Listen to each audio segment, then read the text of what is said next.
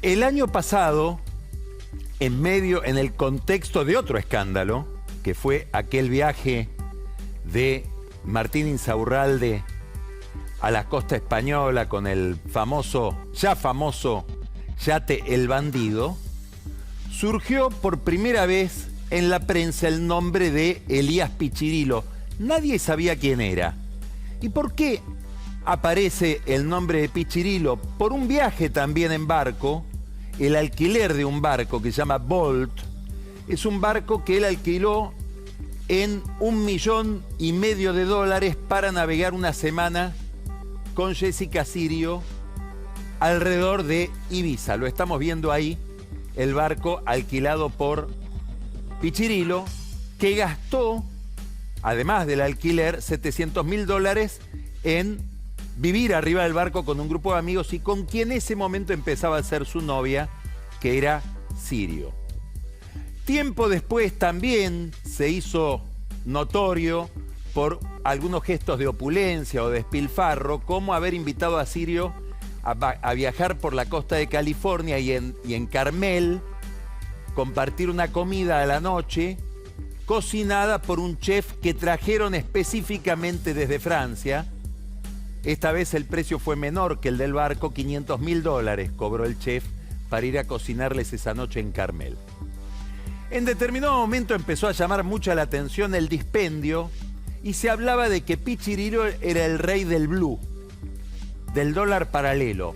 Aún así, empezó a formar parte de una sociedad en Salta para una tarjeta que se llama Sucrédito y además socio de un banco, Banco Sucrédito, con una licencia que le dio al Banco Central. Esto es interesante porque quiere decir que un personaje tan vidrioso, opaco, de cuyos fondos no se pueden dar muchas explicaciones, que dicen que ganaba $1,000,000 por día en la época del gobierno de Alberto Fernández, termina teniendo una licencia del Banco Central para poder operar en el mercado financiero con una entidad crediticia. Empiezan los problemas de Pichirilo, o empezaron antes, pero se hicieron conocidos. Un tendal de acreedores a los que deja colgados. Y uno en particular que se llama Francisco Auque. Francisco Auque es un operador de criptomonedas que están de moda. Un operador de criptomonedas que promovía su criptomoneda con una cantidad de famosos, entre ellos el entonces presidente Javier Milei. Auque produjo lo que se supuso que era una estafa con la criptomoneda como Libra, lo investigó, comillas, el juez Lijo y lo dejó sobreseído en octubre del año pasado. Igual que al presidente Milei en aquel momento. Interesante el dato, porque quiere decir que Lijo y Milei se cruzaron en otra vida, o mejor dicho, en otra criptomoneda. Vuelvo a Pichirilo. En el problema con sus acreedores, organiza una comida en un hotel de la avenida Alvear. El interlocutor es Auque, que viene con su esposa, convocados por Pichirilo. Estaba invitada también Jessica Sirio, una reunión de parejas. Sirio no apareció, de golpe, había salido ya de su casa, dice que se descompuso en el camino. Llamaba la atención porque a Pichirilo, que lo pasaron a buscar por un hotel, era una noche muy cálida, pero él estaba con una especie de sobretodo, de piloto. Se sentó en el asiento de atrás del auto de Auque, fueron a comer. Lo cierto es que al final de la comida, Auque y su mujer salieron en el auto, lo detuvieron en la esquina de la avenida Alvear y Montevideo, por ahí, un grupo de policías de civil, y encontraron que en el auto tenía droga y tenía un arma debajo del asiento del conductor. Todo a la jueza Eugenia Capuchetti, que lo investigó y después lo sobreselló y mandó a investigar en serio a los policías que lo habían detenido, y ahora se supone que todo esto fue un armado para mandar preso a su acreedor por $6,000,000, es lo que Pichirilo le debe a Auque. Estaba armado por Pichirilo y también, no sabemos, por Jessica Sirio.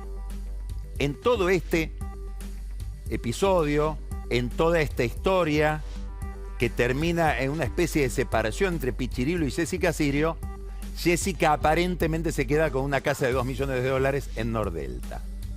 Hoy un colega periodista me hizo esta observación que lamentablemente lamentablemente es de sentido común. Cuando veas mucha plata, mirá cerca porque seguro hay un político. Y tiene razón este colega. ¿Por qué? Porque ¿qué se sospecha? Que Pichirilo hacía su fortuna con operaciones fraudulentas organizadas por la aduana, tiempos de Guillermo Michel en el gobierno de Alberto Fernández y Massa en el Ministerio de Economía, y por el Banco Central. Simulaban importaciones, el Banco Central le daba los dólares y vendían esos dólares en el mercado del blue a determinados compradores indicados por quienes les daban los dólares para mantener el precio a raya. Aparentemente hubo otro cambista, Ivo Reinica, usted no tiene por qué acordarse, pero es el famoso croata que cayó preso. Este hacía lo mismo, en la misma trama, pero aparentemente decidió vender de dólares a uno que no estaba en la lista. Cayó preso. Pichirilo siguió haciendo su vida. Pregunta, ¿es verdad que se casó con Sirio para levantar su perfil y evitar que lo asesinen? Lo mismo se decía de otro sabandija, Leonardo Fariña, que se casó con Karina Jelinek, dicen, para obtener la misma salvaguarda. Historias de esta Argentina insólita y un poco decadente. Fantástico, Carlos, un placer como siempre.